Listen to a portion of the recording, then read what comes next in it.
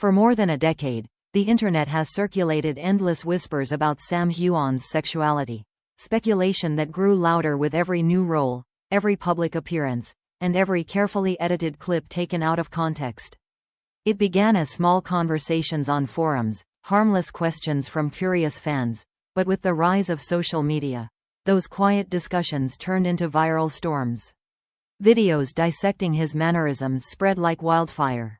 Threads on Reddit claimed they had evidence, and gossip sites soon pushed the narrative further, twisting half-truths into sensational headlines that drew millions of views. What started as speculation quickly spiraled into an uncontrollable narrative Sam never asked for. Most fans never realized the rumors didn't begin from anything Sam said or did, but from a single interview more than 10 years ago, where a lighthearted joke was cut into a misleading 8-second clip. Out of context, it sounded suggestive. In reality, it was harmless. But by the time the full interview resurfaced, the damage had already been done. The rumors had found their way into every corner of the internet, mutating with each retelling like a digital wildfire no one could extinguish. Insiders later revealed Sam was blindsided by how fast the narrative spread. During the early seasons of Outlander, he was suddenly thrust into global fame. His intense chemistry with co-stars, something that should have been applauded as good acting, became fuel for endless theories. Fans read too deeply into behind-the-scenes footage. Tabloids published implication-heavy headlines. Comment sections became battlegrounds of strangers arguing over his private life as if they personally knew the truth. According to one crew member, Sam tried to laugh it off at first, but the constant speculation wore him down over time. What made the situation darker were the manipulated images that began circulating. Some were harmless edits, others were intentionally misleading. A photo taken with a close friend was cropped and reframed to fit a rumor. A friendly gesture was exaggerated into something it wasn't. A casual night out turned into a secret rendezvous, in the eyes of gossip bloggers desperate for clicks. Sam's kindness, his comfort with hugging friends, supporting colleagues, and expressing warmth, became ammunition for people trying to build a narrative around him. And yet, despite the noise, Sam remained silent. He never lashed out publicly. He never called out tabloids by name. But his silence only fueled the mystery. Fans began asking, why doesn't he just deny it? Why doesn't he clear things up? Why stay quiet if it's only a rumor? The questions grew louder, and so did the frustration, on both sides. Then came the revelation from a former production assistant who had worked with him for years. They stated that Sam wasn't silent because he was hiding something. He was silent because the situation had become too big, too messy, too painful to address. He felt that anything he said would only make things worse, the assistant explained. If he joked, people twisted it. If he avoided it, people assumed things. If he clarified, it sparked new theories. Sam was trapped in a loop with no escape. Another insider added that Sam faced enormous pressure behind the scenes to maintain a neutral public persona. Studio executives feared any comment, no matter how innocent, could disrupt the carefully constructed image built around him. They warned him repeatedly, don't feed the rumors. Don't inflame the situation. Don't give the internet anything new. And so he said nothing. Not because he wanted to hide the truth, but because he wanted to protect his career, his co-stars, and the people closest to him. Years passed, and the rumors only deepened. Each time Sam was spotted with a close male friend, gossip pages declared they had proof. Each time he appeared at an event alone, speculation reignited. Every role he accepted, every character he played, every emotional moment on screen became twisted into a narrative he never agreed to. According to a friend, Sam became exhausted by the endless cycle, once saying privately, people talk like they own my life, but they don't understand what their words actually do. The darkest moment came when a leaked message from someone in the industry hinted that the real reason behind Sam's silence had nothing to do with sexuality at all. Instead, it suggested something deeper, something tied to Sam's past, his relationships, and a painful experience he had spent years trying to keep private. That single leaked comment sent the internet into a frenzy. raising questions that no one could answer.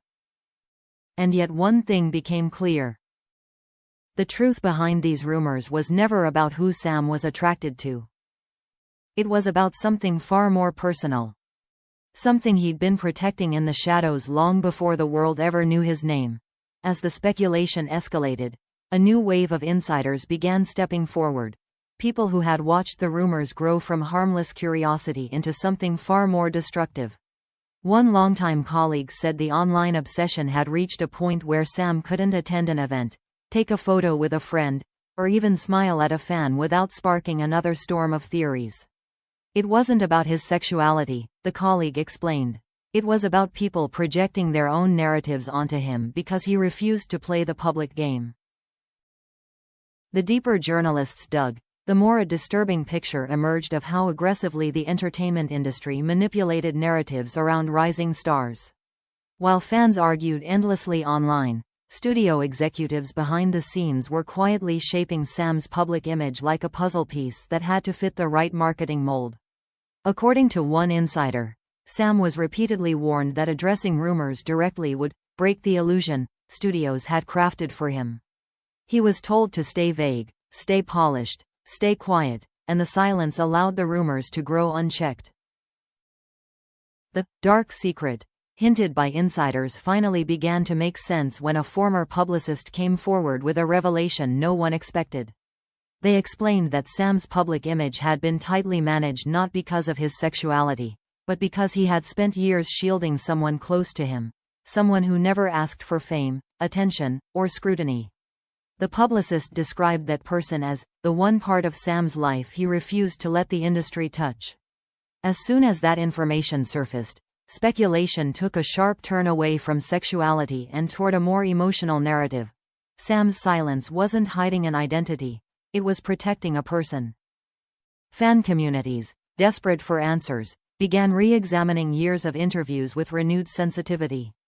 They noticed how Sam often spoke about privacy with unusual emphasis, how he always redirected attention away from his personal life, how he lightened heavy questions with humor to avoid more invasive follow-ups.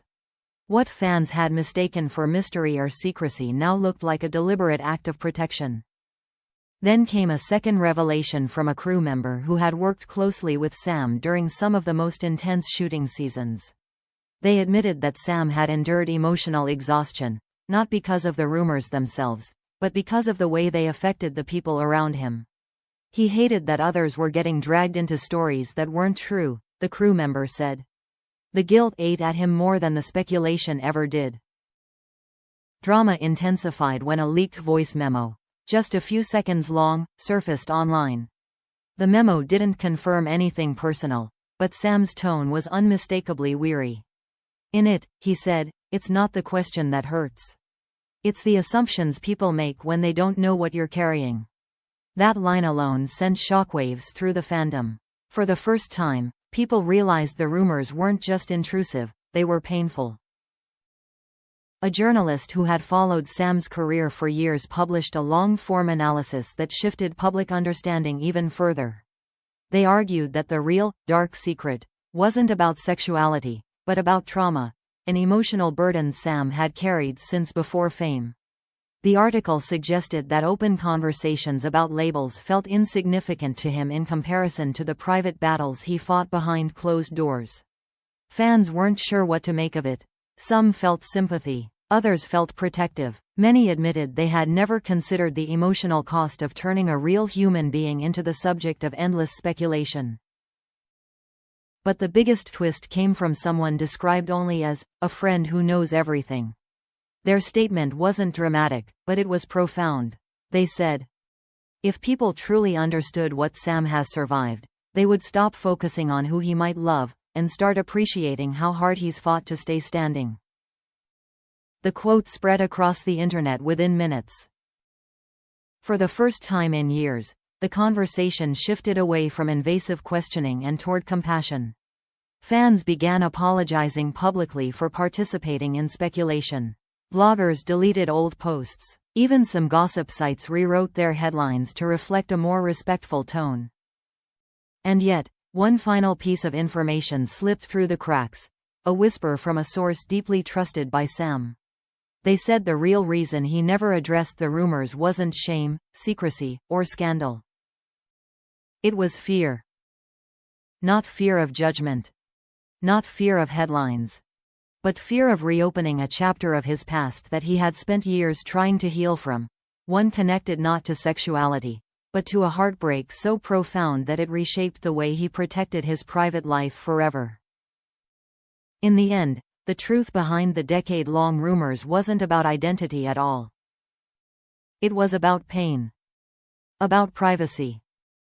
About survival. And for the first time, the world began to understand Sam Heughan not as a mystery to be solved, but as a human being who had carried more darkness than anyone ever realized.